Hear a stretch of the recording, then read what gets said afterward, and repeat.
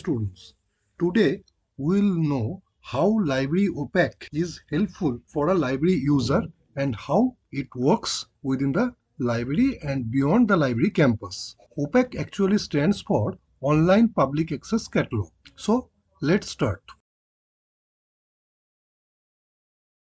To start the Library OPAC, you have to go to the college website and then you will find the library drop-down menu. In the drop-down menu, the fourth option is for OPAC. When you click on the OPAC page will open. So in the first, you will find the search bar and it will show by default the library catalog.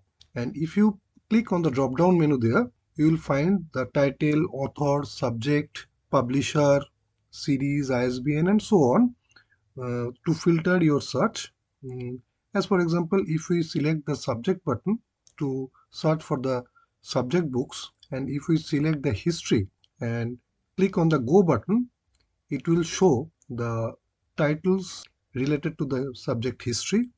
And now you can see that there are 1398 results the OPAC has fetched from the database, and this is the list of the books of the subject history.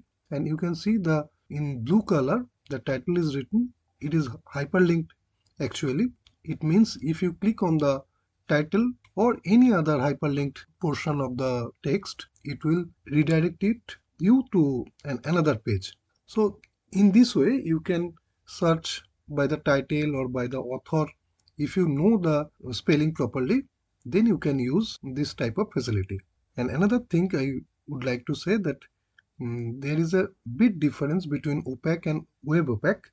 You know that OPAC is Online Public Access Catalog, and when the prefix web is attached with OPAC, it means that the OPAC is available 24/7 as our library OPAC is. You can search the library OPAC without logging into the system or within the OPAC.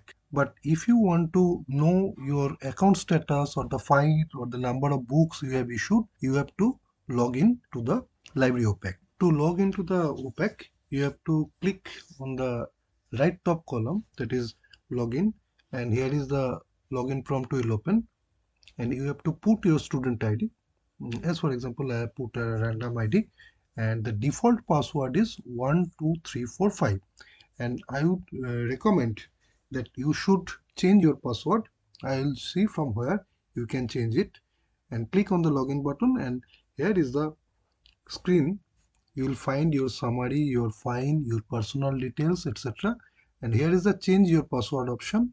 From here you can change your password from 12345 to of your own, and you can see all your details, the activity you have performed in the library you will find here. Okay, in a nutshell, this is a basic view of library WebOPAC, but you have to use it frequently to explore it in a better way. I would like to recommend you to use it regularly or in a regular basis so that you can understand and you can know your library resources. Apart from that, there is some value-added services provided in the library OPAC page. There are different types of electronic resources including e-books and e-journals, and even different OER and magazines and newspaper have been provided there as a form of hyperlink. You can also explore it. So happy browsing. Thank you.